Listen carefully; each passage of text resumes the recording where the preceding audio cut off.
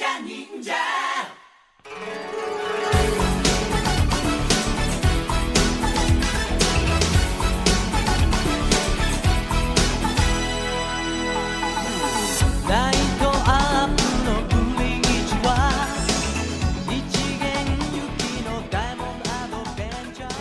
to the Super Sentai Brothers. This is episode 38 of A View to a Kakuranger, the internet's best and only podcast dedicated to Ninja Sentai Kakuranger. Each week we watch an episode and we share our thoughts with you, the listeners. My name is Matt J. With me as always is my co-host and brother Dave. Dave, how you doing today? I'm well, man. Having a good day. It's hot. It's been nasty hot in Cleveland, which is gross. But aside from that, It has been super hot. Yesterday, I woke up, I took a cold shower, I decided not to be a bum and sit inside all day, so I thought I'm going to walk down to the beach. So nice. I put on my shorts and I put on my sunglasses and I put on, like a t-shirt and sandals and stuff too. Yes, I assume that wasn't the only things you put on. But I walked down to the beach and I wandered around for a little bit and then I walked back and I realized that I needed to immediately take another cold shower. Cold showers bookended most things I did yesterday. Which is what you do if you don't have air conditioning. You just take a lot of cold showers. Yep. But that's my life. I'm moving back into the cold shower part of the year. But other than that, I'm doing well. You know what I'm doing? You know what is making me do particularly well, Dave? What, Matt? The knowledge that soon and very soon we are going to be watching episode 38 of Ninja Sentai Kakuranger. It is called Mooo, a repulsive cow. But before we get into that, Dave, shining in the heavens, there are 5 stars. What is our first star of the week? So, Matt, our first star of the week it was E3 last week. Yes, and I know that all you listeners come to us for all the E3 coverage. Yeah, super exciting news. A lot of really exciting schnazzy stuff came out last week about a bunch of new games. I did not watch any of it. I didn't really watch any of it. Okay. At all. So instead of talking about E3, here's a game that I think should exist. Okay, so this is like E4. This is like E3 next step. Looking into the future. This is D, which is Dave's Entertainment Expo. So here's how this game would work. It would either be one really long game or like 3 separate games. And the difficulty about this is that each game is kind of like a different genre. So the first game or first part of the long game with me is like a fairly standard like adventure action with like some RPG elements, okay? So it's not like live sort of combat, but you're just like one dude and you're fighting some monsters. Think I'd say maybe Prince of Persia. Okay. All right. And maybe in my head this is based on the Exalted role-playing game. Dave, in your head everything is based on the Exalted role-playing game. That's not true, Matt. In my head everything is based on the Mage role-playing game. But that is true. Yeah, everything, it all comes back to Mage. Anyways, but in this game, it's based on Exalted. So you're like picking your cast, you're getting like supernatural powers, right? And then you kind of get through the end of that part, and, it's like a branching story, and you're like making decisions and choosing stuff. The next part of the game, or the second game in the series, is basically Dynasty Warriors, but with supernatural powers, right? Okay. You right? So you're like more supernatural powers. Yeah, more supernatural powers. So the first part, again, you're like fairly standard. You've got some cool powers because you are an RPG character. Second part, you're literally like fighting armies by yourself, Dynasty Warrior style, right? And then of course, the decisions that you made in the first part of the game are obviously carrying over like Mass Effect style, right? Right. Into the next part of the game. And then the third part of the game is basically like Civ, like Civilization. Okay, so basically, you've got one dude, and you're taking him from, like, his solo adventures to the time where, like, he is king and ruling over parts of the world. Immortal God King, but yes. Okay, sure. I think the immortal god part was implied. Yeah. And then if you want to, so like as you're playing Civ, right? If you want to, you can also like revert back down. So you could just send your armies off, but if you want to make super sure that like your armies are defeating the next city over, whatever, you yourself, like the immortal God King, whatever, can like take the field, and now you're sort of back in a Dynasty Warriors style scenario. And then so you see how this whole thing fits together? It's amazing in my brain. Here's the only problem, Matt. I can only think of one game studio that would make this. I can't actually remember the name of it, but it's the one that's owned by Vin Diesel that, as far as I can tell, only exists to make the games that Vin Diesel wants to play that nobody else wants to play necessarily. So what you need to do instead, Dave, is to, instead of having this like in your head be based on the Exalted game, you need this to be based on the Chronicles of Riddick. It really does just need to be. Oh, it would even work because it could be part of the Necromonger game. Actually, what you are describing, I think, is kind of the cycle of the Riddick movies. Okay, here's what we need to do, Matt. Theoretically, 6 degrees of 7 bacon. Vin Diesel is a friend of a friend of a friend of a friend of a friend of a friend of the show. Sure, we just need to figure out that chain. We just need to figure out that chain and get this idea into Vin's hands, because I think he would run with it. Listen, if you can convince him that it's all about Riddick, that dude is the only guy I know who loves Riddick more than me. That's true. Okay, so here's the deal. If you are a friend of ours or you like the show or listen to it, and you think that you might be like one step closer to Vin Diesel than we are, like get in touch with us. Or get us in touch with the person that you think is closer than you are to Vin Diesel so we can get this idea in his hands. That's the first star, Matt. E3 was great. What is our second star of the week? Dave, the second star of the week is that late last week, I got this weird hankering to paint a picture. Not like any picture in particular. I just thought, like, man, it would be nice if I had, like, a paintbrush and some paints and was painting something. Okay. So here's the problem. I go to the local art supply store, because I've got a local art supply store. There's one in the area. Matt, isn't the first problem that, like, I mean, okay, you're definitely a more artistic dude than I am, but, isn't the first problem that you don't know how to paint? Dave, I think that your thinking is very limited here. I need you to think big picture with me here, because really, what is painting? Well, okay, but I mean, to get a big picture, wouldn't you need to know how to paint that picture? Yes. Yeah. But listen, I don't need your negativity, Dave. I'm looking for. I'm just a man out here trying my best.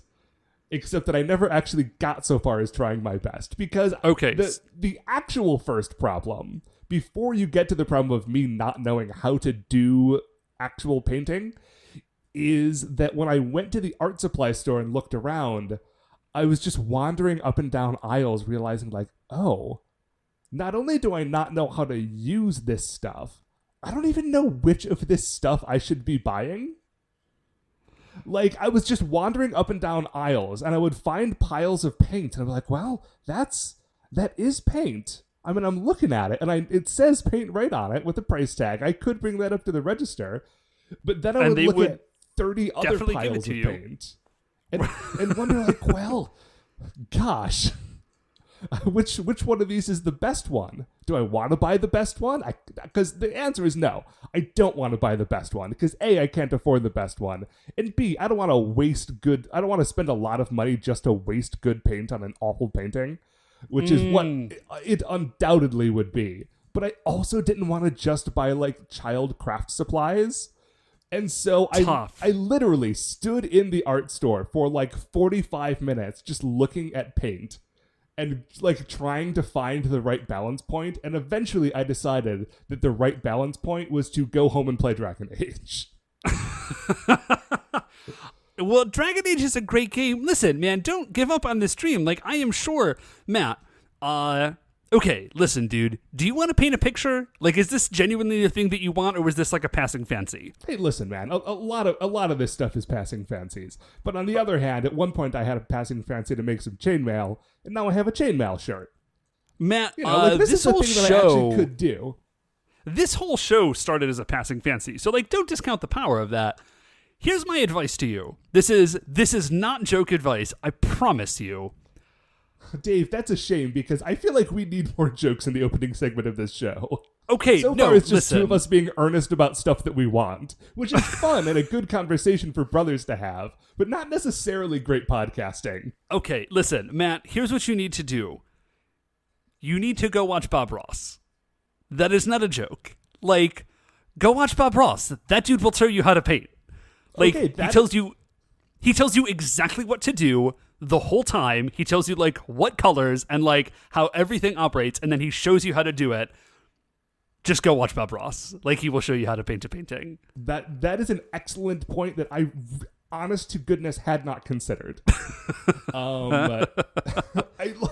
My plan was just like, well, I guess I will get some paints and I will like look at a thing and try to make a thing on a canvas look like whatever it is that I'm looking at, while, I don't know, like listening to an audiobook or something. Well, yeah, Matt. I think that is pretty much what painting is. It's what look at some painting is. Again, I'm not trying to tie myself to some sort of prescribed descriptivist art style here. Anyway, here's a legitimate question to you, the listeners. If you know what like paint stuff I should buy for like a guy who doesn't know what he's doing but also doesn't want to have actual garbage in his house, get at me. Let me know. Anyway, that's it for the second star. I had a beautiful dream and then I played video games instead. Well, Matt, yes, you did. But you're on a path, Matt. It's a journey. And you're on that journey now. But what, Matt? Let's journey to the third star of the week. What's our third star of the week? It was not, but thank you. Third star of the week, Dave, is a thing that I watched on Netflix this week. Okay, hit me. Are you familiar with Oh Hello? I am familiar in that it popped up in the Netflix queue. Okay, so I mean, listen, the long and short of it on this star is that I watched Oh Hello on Netflix. I thought it was very funny, and I think that you should also watch it. Here is a little bit more about it.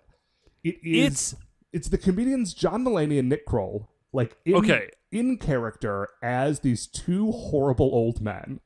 Okay, well, I love Mulaney.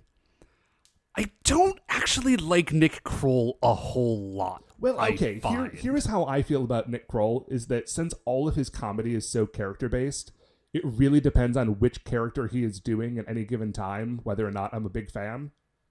Okay. Yeah, that makes sense. And so, but these two guys have been working as these two characters for ages. Like, not always as a show. In the last year or so, they've had this off-Broadway, and then I think now on-Broadway show, Oh Hello.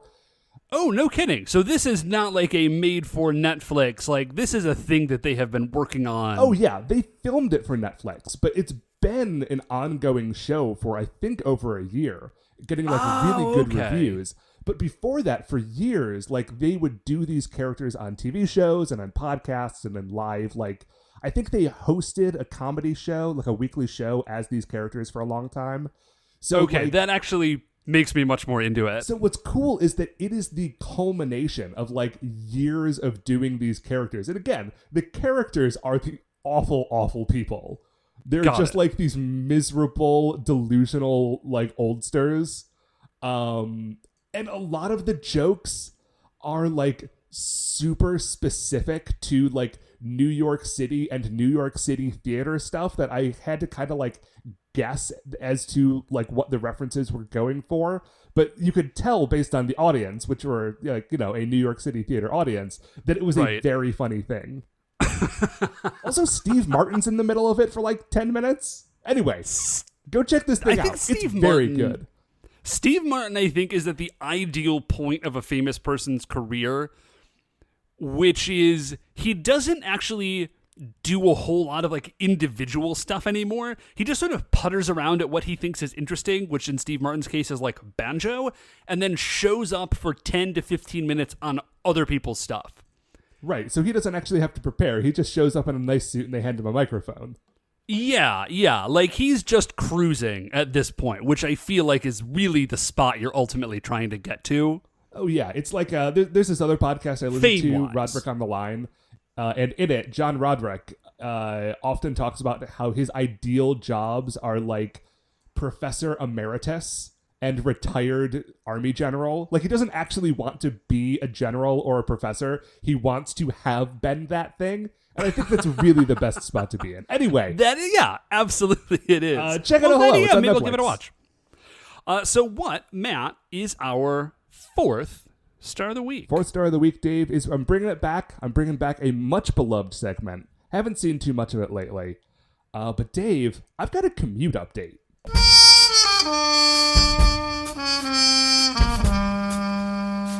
Commute update.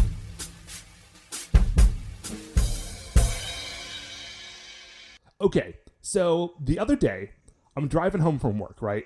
And I am sort of driving past this semi-truck. Okay. And it's sort of this weird merge point in the highway, so I have to sort of like speed up to get ahead of it. And then by the time I look in the rearview mirror, it's already like a little ways behind me. Sure. But what I see reflecting off of the front grille of this semi-truck is a like big metal design that is a shiny stainless steel skull face with crossed sabers below it. Oh, like a Jolly Roger? Yes, but I specifically want to swords. describe it that way because it's not a skull and crossbones. It's like a skull and crossed sabers. Here's what I love about this. Everything. Okay, here are the three things that I love about this. First of all, style. Like, listen, even if you, as I do, live an anti-pirate lifestyle, or at least a non-pirate lifestyle. No, I'm taking it back. Anti-pirate lifestyle. Just seeing a dude with that strong of a style game on his truck, because I've seen a lot of like fancied up trucks, but I've never seen someone go full pirate, and I love it. Yeah, that's a bold statement to make, especially if you yourself, if you think about it, are sort of the cargo ship of the modern American highway. Well, okay, here's the second thing I love about it. Branding. Because imagine, if you will, that you are a guy in, like, imagine that you're a villain in a movie, right? Give me a moment. I'm preparing. I'm there. Okay, you are a villain in a movie. Part of your plan is that you need to transport some sort of, like, thing from point A to point B. Okay, Matt, what is my character's motivation? Okay, your character wants to kill the Batman. Oh, okay. Great. I'm right there. And so you've got some sort of, like, I don't know, freeze bomb or, like, puzzle exploder or something. But it's very big, and it needs to get transported from point A to point B. Right. What do? You don't just, like, call a regular charter, like, truck thing, right? Because I feel like those people have rules, and you can't just put an ice bomb on there. You can't. There's only one man you can call. Right. Pirate trucker. You see that guy's car, and you know, oh, this dude'll do it. This is a man who understands my particular needs. Like, you know, it costs a premium, sure, but you get what you're paying for. And I just think that's truly wonderful that he's just broadcasting. It's just like a big shining resume, like a shining villain resume on the front of his truck. The third thing I love about it is that guy's thinking ahead, because if stuff really does go south, like real bad, like in a real way, this dude shows up day one with his Mad Max car. Like, he just already did it. Right, it's in a trunk in the cab of this thing. Like, this dude is ready to go. Oh, no, dude. I've been saying that this truck is his Mad Max car. It's already got a skull and crossbones on it. No, sorry, Matt. I'm saying that he has an additional, like a personal costume that he's wearing. It's just like shoulder pants with metal spikes. Oh, sure. I mean, of course it is. I thought you were indicating that he also had another car in the trailer, Knight Rider style. Which, listen, I wouldn't put past the pirate trucker. Yeah, that doesn't seem unreasonable to assume, but no. I'm saying that he has an additional costume that he will, like, he's just waiting. He's ready. Anyway, I love this guy. I love, like, the world that I think that he lives in. I kind of want to, like, read a story about him. But that is all for the 4th Star of the Week. Dave, what is our 5th and final Star of the Week? So, Matt, for our 5th Star of the Week, I'm introducing a new segment that I'm calling Baby Watch. Ba-ba-bum. Or is it more like a ba-da-ba-da-ba-ba-ba-ba-ba-ba-ba-ba-ba?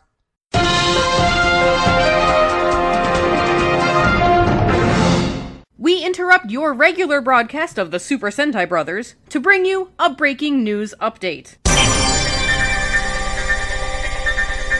Baby Watch. Okay, what is Baby Watch?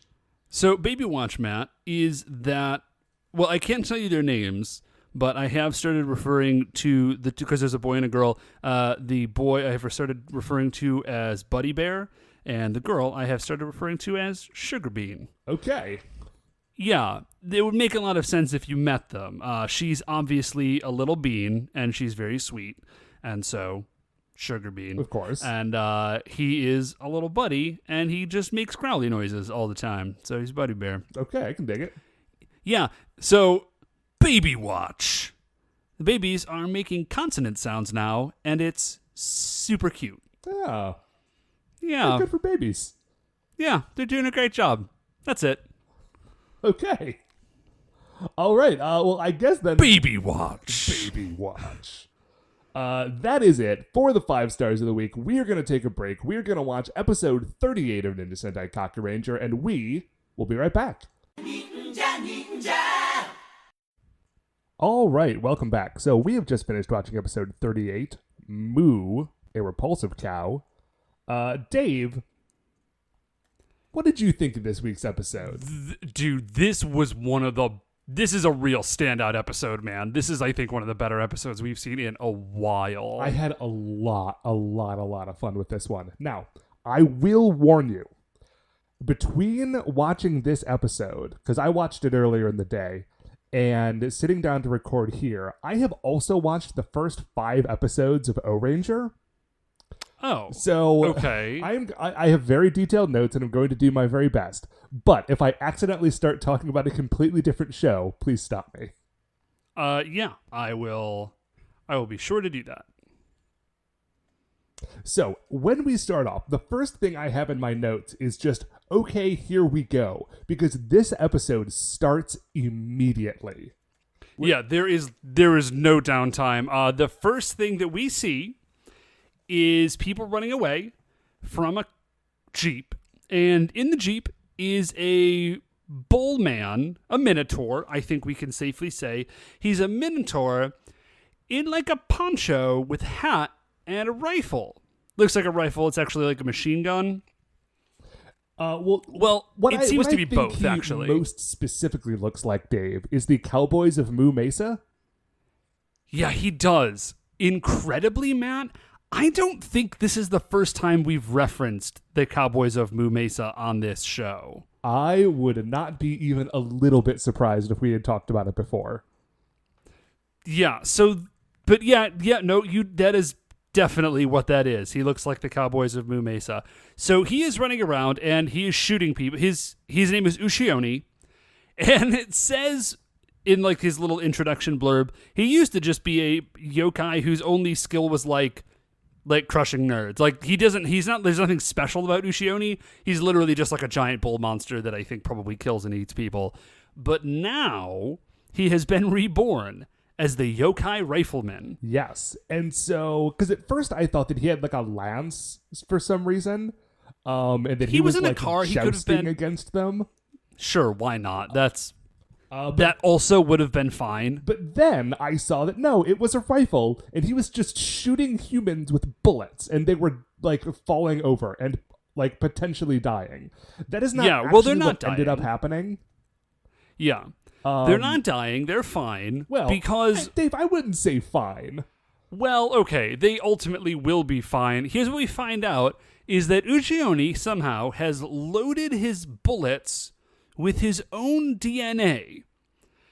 Like one does. And by shooting people with the bullets, he turns them into other Uchioni. Now, we are definitely in a, like, vampire, turned vampire / like vampire prime situation here, in which he is the primary Uchioni, and they are all, like generation 2 Uchioni, like their bloodline is weaker. Oh, yeah, absolutely. Like, because what happens is they fall over, and I think that they're dead, but then they get back up, but they have grown horns, like bull horns on their heads. Yeah, so they are cow people now, and here's what we find out is that they are thieves. They've been turned into thieves who will steal the treasures of the world. It is important to note that they are armed only with what I would call the most basic of, like, Shogunate-era Japanese weaponry. They have, like, not even swords. They have clubs and, like, some sticks with some hooky bits at the end. My guess, Dave, is that those are actually, like, Shogunate-era, like, cow herding implements. Ooh, I really hope that you're right. That would make a ton of sense, and I would really, really like it. And so what we see is a couple of shots of them, like, breaking into banks en masse and, like, stealing. They do a bank robbery. They steal a bunch of gold bars from one of the banks because they keep gold bars around. And by the way, just to make sure that you don't miss the fact that they are doing this, on the screen, like, words come up that say, "Hey, they're breaking into this bank. They are stealing these precious metals." Yeah, it absolutely does. I would very much like to know where security is. You know, okay, I was thinking about this too. Because, like, they got horns, and they're clearly, like, in an evil zone. But they don't seem to, at this point, have any sort of super strength. They just have bad attitudes, and there's a lot of them. Yeah. So my guess is that at this point in, like, we're 38 episodes into Kakuranger, when 40 dudes with like if 40 people who otherwise look normal, but they have bull horns on, walk into your bank and start messing around, at this point, the security guards have to assume there's some sort of yokai activity, and probably don't want to just shoot these 40 people dead with bullets. And so I think they're just letting them get away with it and hoping that the Kakurangers can deal with the problem. It's like, you know what? It's not worth it. It's fine. Like, you're good. Like, the bank's insured. It's okay. We're not.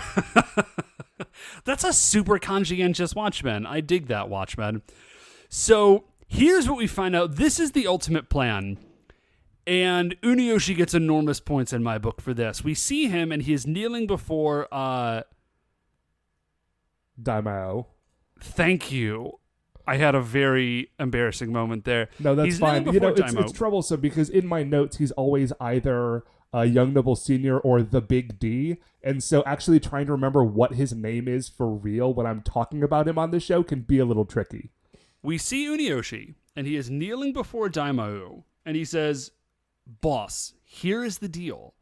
All of my guys, my evil cow people, are stealing all of this stuff, and once they have stolen all of the world's treasures, I will build for you Onigashima World."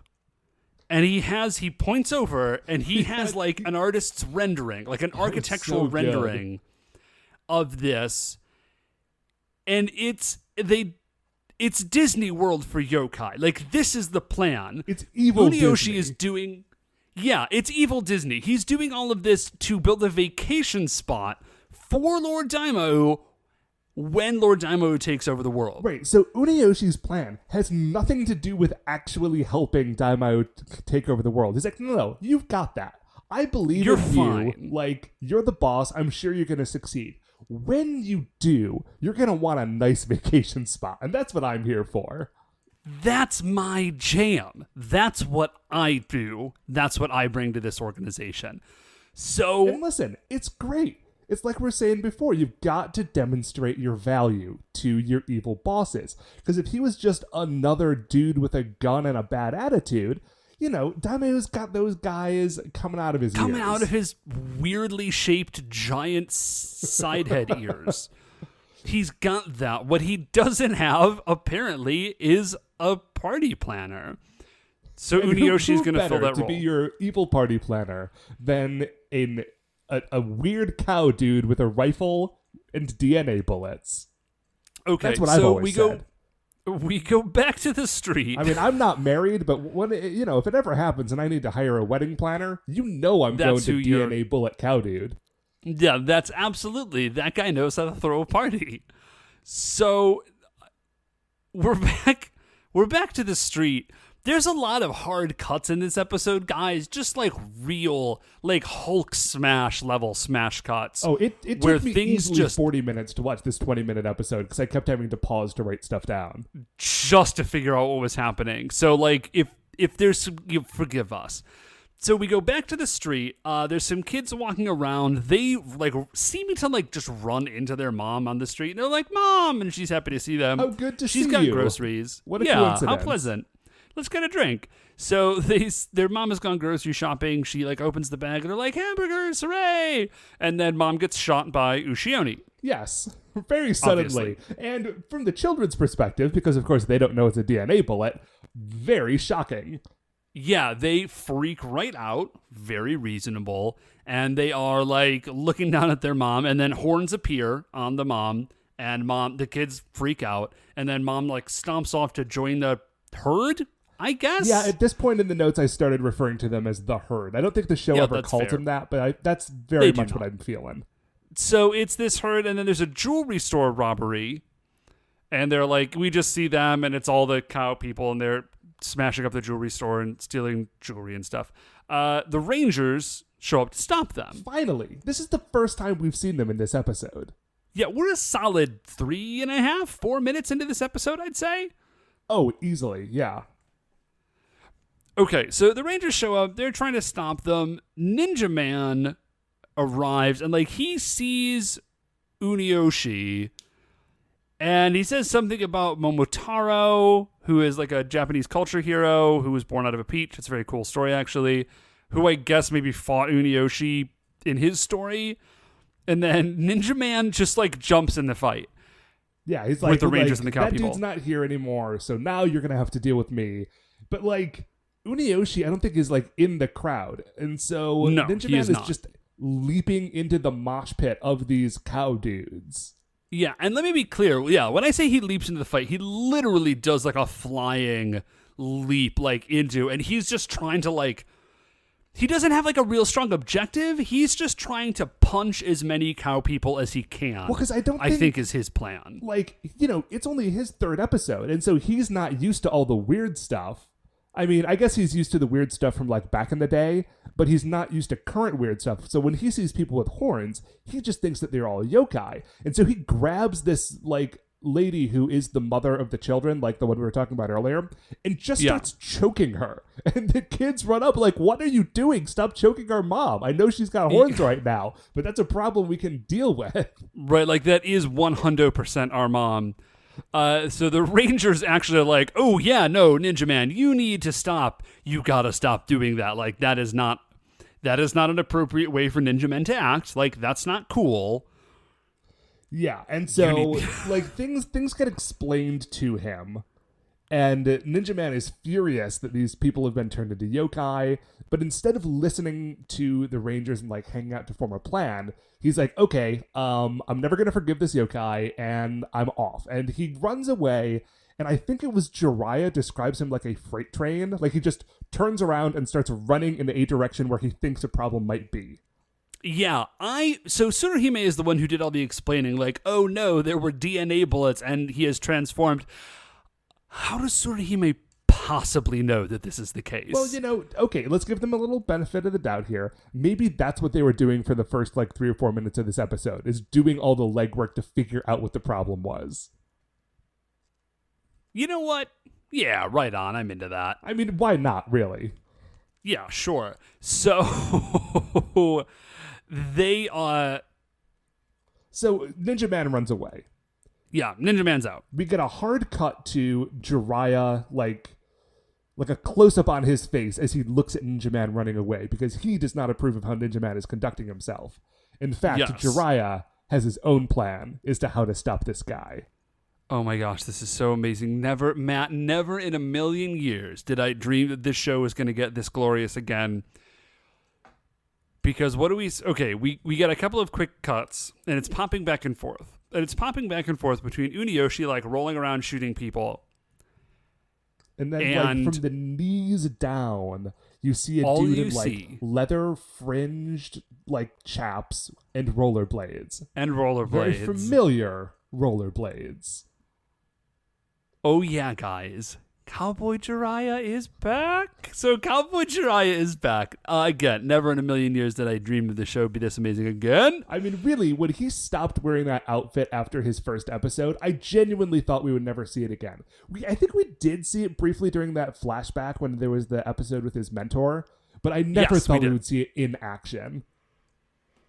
But he has to, Dave, because he's not confronting him just as Jiraiya the Kakuranger. No. He's not, Matt. When he confronts him, he is confronting him as the American Ninja, the gunman of the plains, Jiraiya. It's so amazing.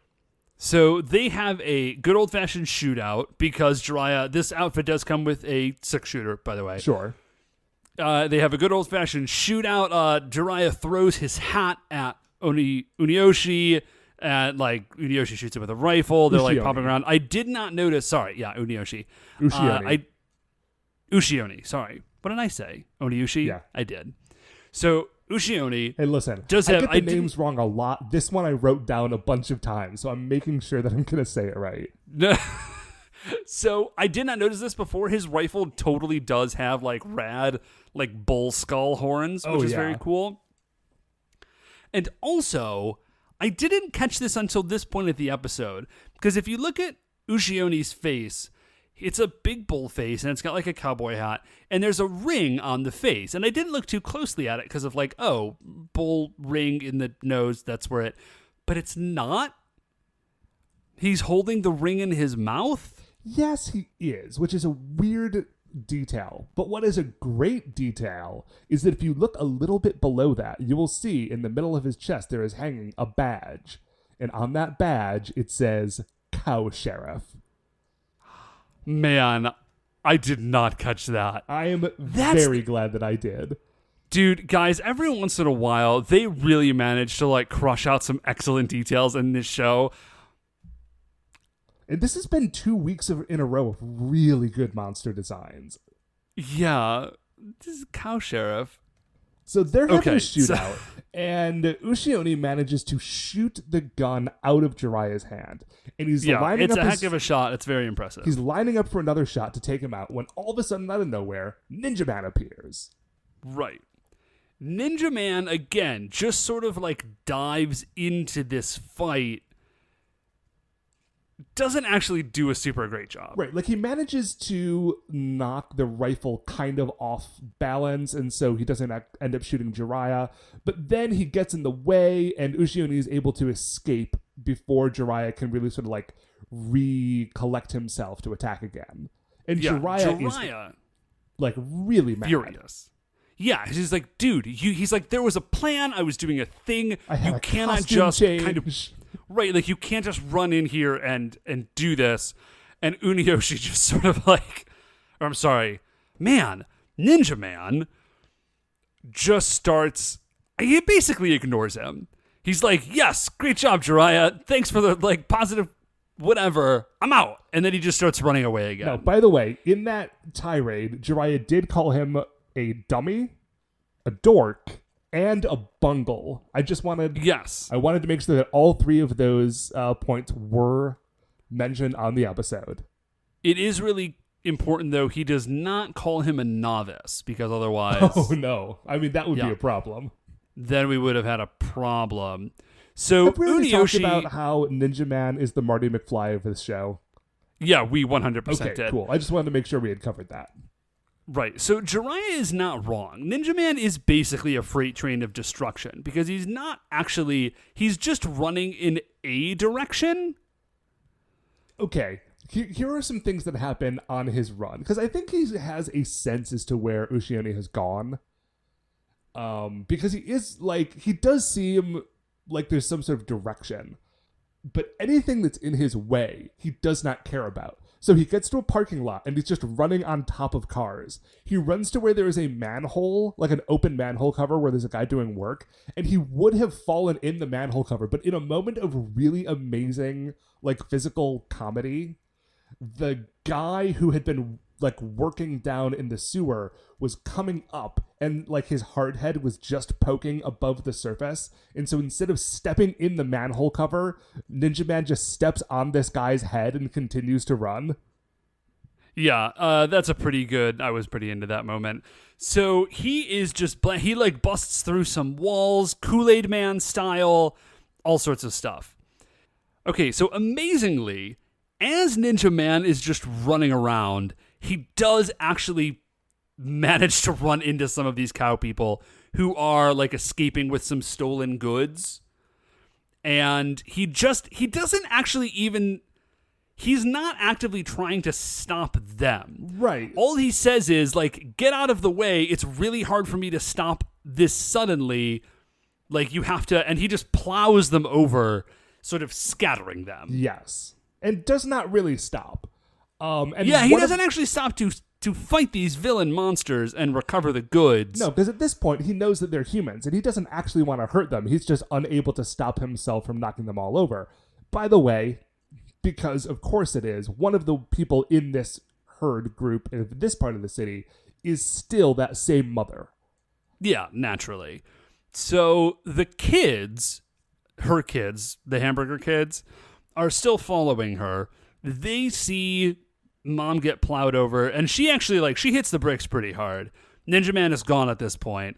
The Rangers arrive, and they're, like, comforting the kids. Mom is knocked out. They're comforting the kids. Are like, oh no, she's not dead. Like, she's okay. Ninja Man, like, didn't mean to hurt her. And they're like, she looks like she's probably fine, but we should probably go to the hospital. Yeah, like just to make sure that she's not hurt. Side. Also, she probably shouldn't just be running around in the streets anyway. Yeah, well, because she's a cow monster now. So the Rangers split. Sasuke, Seikai, and Saizo all go off in one direction. Jiraiya goes off in another direction, and Tsuruhime is the one who is tasked with bringing the kids and Mom to the hospital. Right. And so Jiraiya is following Ninja Man. Yes. By the way, there's a moment when he's chasing after Ninja Man that Jiraiya does this like too. Standing jump over this ledge onto another like level of this walkway. That like it was a moment, really, but it is amazing jump. Yeah, it's really cool. I genuinely assumed that he had some sort of like the trampoline or something back there, but he crushes that jump. Like, it's a really nice little stunt job that he does there. So he has caught up with Ninja Man, and he straight up lassos that dude. Yeah, like throws a rope around his neck. And this is what we get. He did not. A rope that he did not have, like, literally 30 seconds before this. But or did he, Dave? Ninja. So, when we come back to the commercial break, we realize why Jiraiya was doing this. Because he has brought Ninja Man to the hospital and is okay, I've sort of killed the great cut of this scene. Because when we come back from commercial, they're in the hospital. We see the mother unconscious in bed. And then we cut to the two kids, one at a time, and they're both just glaring in the same direction. And then the camera pulls back, and Ninja Man is in the room, and you see that those children are just giving Ninja Man the death glare. Yeah, they are mean-mugging him real, real hard. Jiraiya tells Ninja Man to apologize. Ninja Man feels super, like, you can tell for a dude that has no face or has his face hidden under like a mask helmet thing. He does a pretty good job of emoting this. Ninja Man feels terrible. The kids hate Ninja Man and they tell him so. And Ninja Man just sort of like turns around and sulks his way outside, which like Ninja Man does a lot of like emotional running and walking in this episode, which when you see it done by this like slightly oversized like superhero ninja costume is hilarious in a way that I'm not sure it was supposed to be, but 100% is. Yeah, like I said, I mean, whoever is in that Ninja Man costume actually does like a pretty good job of selling what Ninja Man is trying to do here. So what we see is it's a bunch of kids on a playground, and Ninja Man is off to the side, just sort of looking on. Just chilling on a park This bench. This is possibly the single most unrealistic scene in this entire episode, maybe this entire show so far, Matt, and I'm fully cognizant of the show that we're watching, because there is a dude in like a full-on like rad ninja robot costume, and these kids are paying him zero attention. That is a very good point, because like he could be hiding. We know that he could be because he is a ninja, but he clearly isn't. He is very obviously not hiding. He looks super, super cool. He is obviously like a rad ninja robot superhero, and these kids are way more interested in monkey bars. That's nonsense. That would never happen in a million years. Well, you know, maybe they can sense that he's sad and they're trying to give him his space. Maybe they're very considerate children. Sure, Matt. I am sure that is exactly what would happen if a group of children en masse saw a rad ninja robot superhero. So he is looking on at these kids, and Jiraiya shows up. I think Jiraiya, he's like, I know that, you know, like I needed to reprimand Ninja Man, but like now he feels bad. So he's like, Ninja Man, like, what's going on? You seem really down. And Ninja Man says, dude, all the kids hate me. All the kids hate me. I'm giving up. I can't do this if the kids hate me. Like, basically, I do this for the children. Right, like, I love children so much, and if they hate me, then I don't think I can, like, emotionally get myself into the superheroing. Yeah, I'm not, my heart's not there. I can't do it. Blah, blah, blah. Jiraiya says, like, listen, man, I get it. I know that those kids were super upset. You know, like, their mom is hurt, but they'll be fine. Like, they'll get it. They will come to understand you, and then the kids will love you, and you will, you know, you will be a great superhero again. You'll be good. Right, and he tries to, like, grab his shoulder and do this sort of, like, shoulder grab pat thing. Ninja Man at this point just gets up and, like you can... Listen, you know that he's crying because of his body language and the way that he is running away, but you can't see it because he's got a robot face on. But I don't know if he says it out loud or if he's just thinking it, but he's saying, like, I don't deal well with, like, being comforted. Yeah. Well, you can't tell because he has a robot face. But that's a weird thing to just throw in there, guys. Because that tells us a whole lot about, like, Ninja Man and his past. Listen, man, Ninja Man has had a very trying life. He accidentally murdered a bunch of people, and then he got put in a bottle and thrown into space for 1,000 years. It's tough to be Ninja Man. He's just trying his best out here, Dave. Yeah. So we leave that scene, and now we're back in a fight. So we see Ushioni. Yeah. So Jiraiya gets a call on his Doron changer. Oh, that's right. Yeah. Thank you. He gets a call. They're just like, dude, Sasuke, like, we found Ushioni. Time for fight. We're back. Jiraiya has changed again. Because he was no longer in his cowboy outfit. He is now back in his cowboy outfit. So he's put this whole thing on twice. And it is duel time. Like, it is duel at high noon. They are, like, pacing off. Ushioni has a 6-shooter, which I don't know if he had before, but he's got it now. And they are still in rollerblades, by the way. I want to be very clear about that. And they are just squaring off. You know, they're doing the classic, like they're reaching for their 6-shooters. Then all of a sudden the wind blows and a can that was standing up falls over.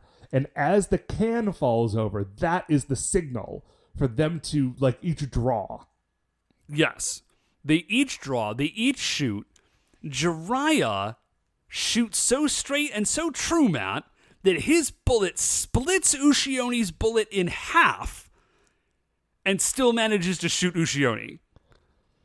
So Ushione drops his gun. But okay, I feel like I've moved past that too quickly. That's amazing. And it's what's most amazing about it is that we are seeing here an incredible skill that Jiraiya has. Like any other show, this like Jiraiya would just be the pistol guy if that's what he could do. But this is, I think, the only episode, except for his first episode, in which he even bothers because his other skills are so intense. Yeah, it's like it's animated and the bullets are flying around. It's an incredible moment. So the other guys all pop out.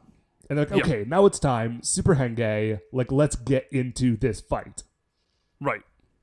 But what they did not anticipate is that when they Super Henge, Ushione looks at Sasuke, who is now in his, like, big red costume, and he goes bananas. Like, and they actually do, like, and he goes nuts. Like, he wrecks Sasuke. His horns grow to, like, twice the size that they normally are. Yes. And weirdly, all over town, because they're all, like, all of the other people are linked to his DNA, all of their horns grow larger, and also they get more muscly, and, like, the mom gets out of her hospital bed and runs out. Yeah, so all of the cow monsters, the whole herd is it's a stampede, Matt. It's a yokai stampede. It is a yokai stampede. Is what it is. So we flip back to the fight, and like we said, Ushione is just wrecking Sasuke. And I actually did not put together why. I'm like, why are they only... And then they mentioned, they're like, why is he only attacking Sasuke? And somebody says, it's like, oh, well, he's in red. Yeah, like, and this bull guy just went nuts. Which I think is such a great touch in this episode. So, Sasuke takes a real hard hit. He flies through some boxes. We get the single most abrupt end to a fight scene that I ever remember.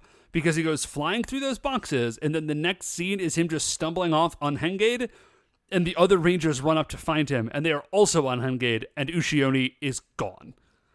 Yeah, so, like, Ushione apparently went from, like, crazed bloodlust to completely uninterested. Well, you know, Matt, okay, I will say, when he unhenged, then maybe that was... Oh, because he wasn't wearing all red anymore. Okay. He wasn't wearing, yeah. I'll allow it. Okay, so they're just like, dude, like, that was very bad. We go from there to Ushione being followed by the herd, carrying all of this wealth, and Ushione has erected, like, a giant under construction sign at the beach. Yes. Like, future site of Onigashima World. Listen, he's got a plan. He has contractors. They've worked out blueprints. Dude, he's filed for permits down at the local office. I cannot handle Ushione. He's my favorite monster in, like, a real long time. I'm just gonna... Like, this dude is going high on the Creature Royale. I'm calling it right now. So we cut back to the Rangers, and they're sitting around trying to figure out what to do, right? Yes. And Jiraiya is saying, listen, we need to get Ninja Man's help. And everyone else just groans, like, oh my gosh, he's such a flake. Like, he keeps trying to help, and he keeps completely messing things up. Like, do we really have to work with him on this? Right, but Sasuke jumps in, he's like, no, you are right. We do want this guy as a valuable ally. He's just like a real flake. He's kind of spazzy. Okay, so here was Jiraiya's argument. I thought it was actually a really nice moment because he said that Ninja Man was having a real trouble, like, communicating his emotions to the children. You know, like, right. He messed up, but he, like, really loves children, and they don't get that. Like, they all hate him. And this, like, inability to communicate has really been troubling Ninja Man. Yes. And Jiraiya says, listen, when I first got to Japan, I didn't speak Japanese very well. And I also wasn't able to communicate with people. And, like, that barrier where, like, I couldn't get my emotions across to people was, like, really stressful. Like, it was very tough. Like, it's a tough thing to deal with. And I know what he's going through right now. So, you know, like, let's help him through this. Yeah. Now, I will say, Jiraiya has set, like, an international record for language acquisition. Well, listen, Dave, he's got all sorts of ninja skills. One of those skills happens to be linguistic. Ninja linguistic. You know, man, I would make fun of that, but I did earlier today spend, like, half an hour reading the Exalted book, and there's, like, 3 pages of linguistics charms. So I guess I can't get down on Jiraiya too hard. See? You are thinking about Exalted all the time. I told you. Well, I've been reading the book a lot. It's very, very good. I'm not going to talk about it now, Matt, but there's some really, really cool systems. I would love to play this game. Anyways, so Jiraiya's like, listen, I'm gonna go find him. Like, you guys basically, like, meet us there. So the next scene is we see Jiraiya and Ninja Man at the beach calling out Ushioni. And the other Rangers are, like, back behind a rock someplace. Like, they're just watching. They have decided, they're like, okay, cool. Like, you guys have got this. We're going to let Ninja Man, like, get his groove back, and then we're going to fight later. So while they're doing this, Ushioni, I keep saying that, Ushioni does show up.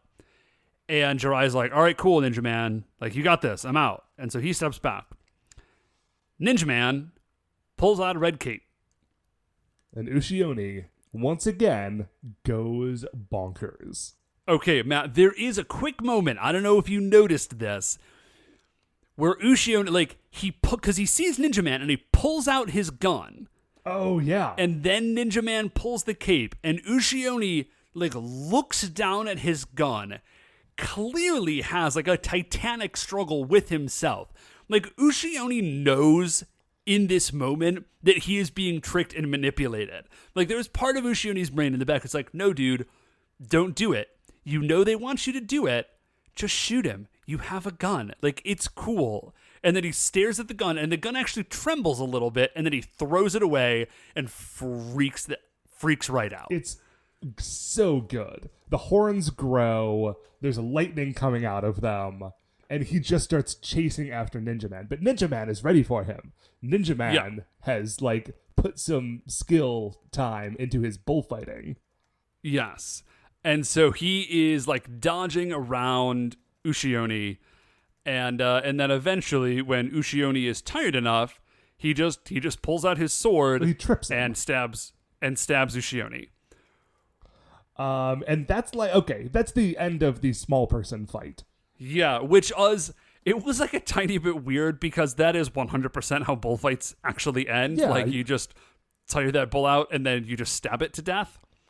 Well, but normally, like, when you go to a bullfight, after that, there is not, like, evil lightning that comes from the sky that causes the bull to grow to the size of a building, which honestly is for the best. Yeah, I think that would really mess with the whole many parts of the experience. Because then you would have to have a giant robot matador. Yeah, which, no, I'm actually going to take my opinion back. That would be like 1,000,000 times cooler. Okay, but in this case, we don't have a giant robot matador. We have a giant robot Ninja Man. Because Ninja Man grows, and he is now ready to do the giant fight. Yes, good for him. So he starts to do the giant fight. Well, what he actually tries to do... Oh yeah, he pulls the cape back out. Yeah, he pulls the cape back out, and and Ushioni just says, no, that already worked once. It's not going to work again. And he just pulls out his gun and shoots Ninja Man for a second. Well, he shoots the cape a bunch of times first, which I think was a great touch. And then he calls Ninja Man a novice. Which... This thing is... It's a bit contrived. Like, okay. I just want to say. Yeah, he says, like, you're a novice. Like, you shouldn't be trying to fight me for the next, like, 10 years. Like, that's how much more training you need. Yeah. And it's just crazy for a couple of reasons. First of all, before Ninja Man showed up, they never ever the yokai never called the Rangers novices, which is crazy because they were, most of them, totally novices, right? Yes. And then they know that he gets mad. They must be paying attention that they do when they do this.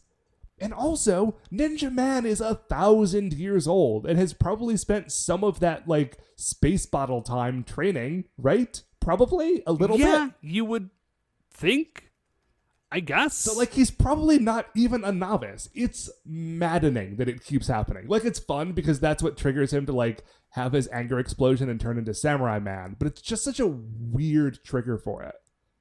Yeah, so he does in fact turn into Samurai Man. They do the fight for a little bit, and then Ushioni kind of remembers that he has a ranged weapon, and Samurai Man does not. So he just shoots that dude. Yeah, Samurai Man goes down. The Kakurangers are like, oh gosh, we also have giant robots. We should probably call them so we can like help this dude out. Yes. So they do. They form Kakure Daishogun.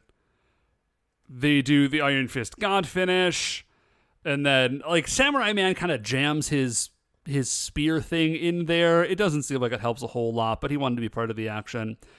And Ushioni's final words are, "I can't take it anymore." See, it's like if you can't take it anymore. Yeah, no. I was there. Some letters replaced with other O's. Yeah, no, I got that. I'm curious what he said in the Japanese that they translated it that way. Yeah, I feel like that's a pun that like would not probably work in the Japanese, but a pun only working in English has never stopped this show before. Well, that's so true. Maybe it's That fine. is very true. Yeah. So once Ushioni goes down, the people are released from their spell. Hooray! The kids are right there. I can only assume Tsuruhime brought them, which is wildly irresponsible.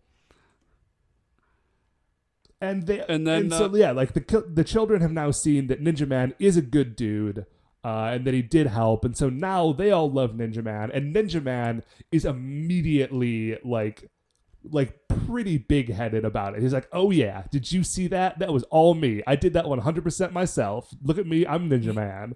Yeah, there is a real weird little moment where, okay, so when the people wake up from their cow spell, they do not have any memory of anything happening. But then when Ninja Man is just like, "Oh yeah, I saved you guys," they're like, "Yeah, Ninja Man, that was great," which is a little... Anyways. And even the Kakurangers are like, does he think that he did that all by himself? Because we totally helped. Yeah, like we were definitely part of that. And then that's the end. That's the end of the episode. It is just Ninja Man like getting all the nuts accolades with himself. So Dave, speaking of accolades, where does Ushioni, the yokai rifleman, land on the creature royale? Dude, like I said, this guy is high on my list. He's got a great look. Like, I dig his whole... He has a badge that says Cow Sheriff. I dig his whole look. He has an amazing plan. This is, like, one of my favorite... No joke, dude. This is, like, Three Stooges level favorite plan. Because his whole plan is literally just to build a yokai... It's very, very good. A yokai amusement park. I think that I'm looking at the list. I would not go any lower than Key Clown. I think that's where we should start and sort of go up from there. Yeah, definitely. Again, like, I love this dude's look. I love this episode. As far as, like, episode jazz, this episode's got a lot of heat. His plan is amazing. I think really it's the plan. And I like his plan better than I think just about anybody's except maybe God Noodle. Ooh. Yeah, because God Noodle's plan was so good. If you, by the way, if you, the listeners, have not watched Jetman and you just hopped on for Kakuranger, first of all, Jetman was a lot of fun. You should go back and listen to it. But God Noodle was a evil giant cup of instant noodles that designed the most flavorful sort of instant noodle that then got into people's stomachs and made them impatient for anything that wasn't instant. Yes. God Noodle is like peak Monster of the Week. Yeah. So, oh man. Do you like him? Okay. Do you like him more than God Noodle? I don't think that I do. I don't think that I do. It's close. Well, okay, right below God Noodle is Birdcage Vagrant. Do you like him more than Birdcage Vagrant? Because I really liked Birdcage Vagrant, and it's been a while since I've seen that episode, but I might like Ushioni more than him.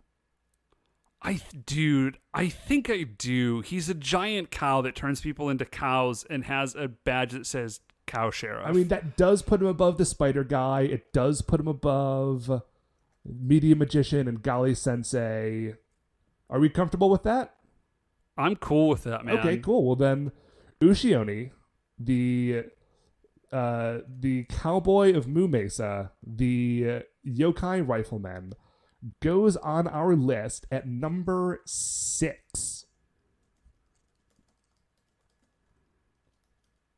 Oh, they did Kakuranger Ball at some point in this episode. I completely forgot to mention it because Kakuranger Ball sucks, but it did happen. Yeah, I noticed that you skipped it and then I didn't say anything because Kakuranger Ball is stupid and I hate it.